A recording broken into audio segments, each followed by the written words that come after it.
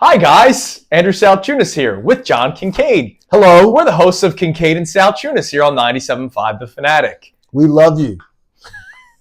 Now it's time for post-show headlines. We do this every single day after our show's done, 6 to 10 on The Fanatic. And of course, here on our YouTube feed, you can watch the show and always be a part of it. But we do this special every single day, 10 minutes, 5 topics, 2 minutes each. We discuss them. Sometimes one becomes 3 minutes. Usually the ones that John asks are like 30-second ones because they're bad. This explanation's becoming 3 minutes.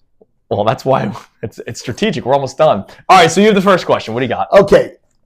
Joel Embiid is obviously either moving towards the end of his Sixers career or it potentially could be over. Okay. The rest of his useful life in the world, what kind of will we see Embiid jerseys?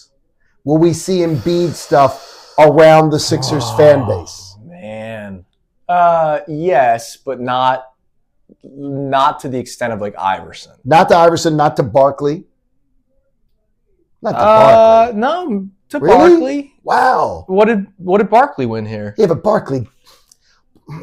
Barkley, like, literally gave everything he had for this franchise. Joel Embiid was more talented overall. He was more talented. No, he's more talented than he is. They're both going to be in the Hall of Fame. If Joel Embiid worked his ass off his entire career the way Charles Barkley did, we'd have a different story to tell. Not act like and Charles, by the way, Charles early on didn't work his ass off. Moses Malone had to call him a fat ass. And he did. But you know what? The playing, Charles was ready to play when he arrived. Charles was ready to play in the NBA when he got here. Well, Embiid couldn't. He didn't need the ramp-up period that we've been in. Ramp-up. I remember that little story from the summer? I know all about it. That was fun. Look, I think there would still be Embiid jerseys. I really do. But I think like the next hot star that comes through here, that jersey is going to come off the shelves. People want the Sixers to be good. It's been miserable. But like you'll still see Embiid jerseys, but I don't think so. I don't think it would be to the level of Iverson. Like if you go to a game, like I told you about the guy at the Cavs game that hit the $10,000 half-court shot, he was wearing a LeBron jersey, right? So like I don't think Embiid 20 years from now is going to have Embiid jerseys all over the place unless he wins something. Without giving away names, I know a family that has a son named Iverson, just like in Succession, and I know someone who has a son's middle name is Iverson. There you go. Because of those ages. Yeah. And they're both in their 20s now. I don't think we're going to see any kids with Embiid in their name. All right. Question 2. Sticking with Joel Embiid. Okay. This bounces off of Joel Embiid. See, now normally I would have had to take this question off if I was Joel Embiid because I couldn't have done 2 questions in a row. Who in your lifetime, being a Philadelphia sports fan, were you most disappointed in? You always talk about the work ethic of Joel Embiid. So Embiid's off the table. Okay, he's off the table. Is there a guy that you have felt this same level of disappointment in where they never really reached, in your opinion, their true potential or they left more on the table? Wow, that's a great one. Damn right it is. That is a great question. That's why I was question 2. That's a great question. You let us off of the walk. It's a great question. This isn't going to be a popular answer. Cole Hamels. Why is that not a popular answer? Because I think I expected Cole Hamels to have 7, 8, 9 years of dominance. I was watching Maddox, Glavine, Smoltz, and this was my guy, Cole Hamels. Yeah. I expected Cole Hamels to have a run of like 9 years where he just was not. He was going to be as good as he was in 2008.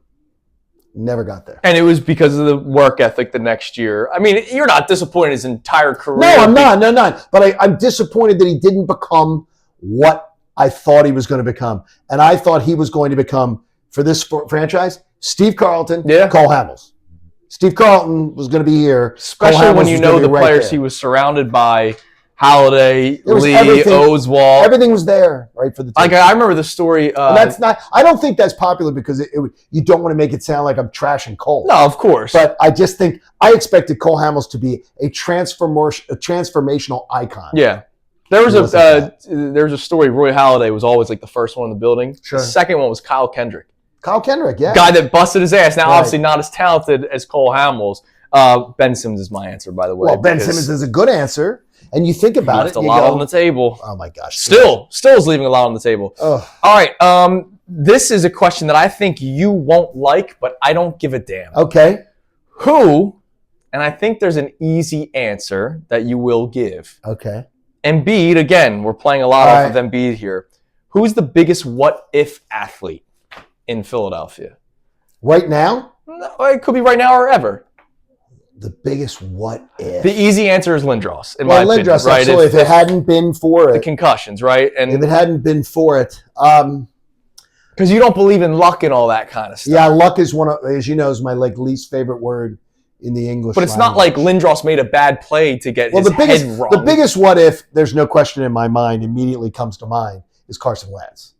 It's the biggest what if he doesn't get injured in that Rams game. By the way, I do believe they win the Super Bowl that year. I never saw an Eagles quarterback have a better 12 games or 13 games than he played that season. So to me, I think Carson Wentz is the biggest one that I think of there. I'm always good. I will always wonder about that. I'm hoping I'm not going to be saying that about Alec Boehm.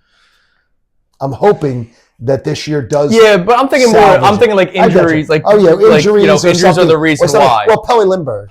When I was working for the Flyers, it was my like shocking thing as a young guy. I was 20 years old, 19 years old. Yeah, and working for the team and living through that. Pelly Lindbergh was arguably the most talented goalie, other than Bernie Perrant, the organization ever had. Ron Hextall close, Pelly more flat-out skill, I think. I still wonder, the alternate universe, what were the Sixers like with Andrew Bynum if he played? Wow. I always think that. Yes. Look, everything that happened. Well, Embiid the trajectory would have been different. Yeah, right, exactly. Right.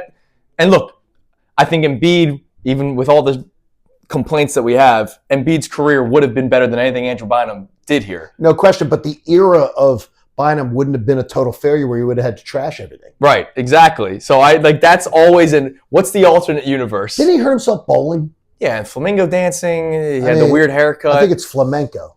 Oh. Not flamingo dancing. All right, you have the last... Flamingo dancing? You have the last question. One more for me. We've talked about Zach Bond. If he gets like $40 million... Bye-bye.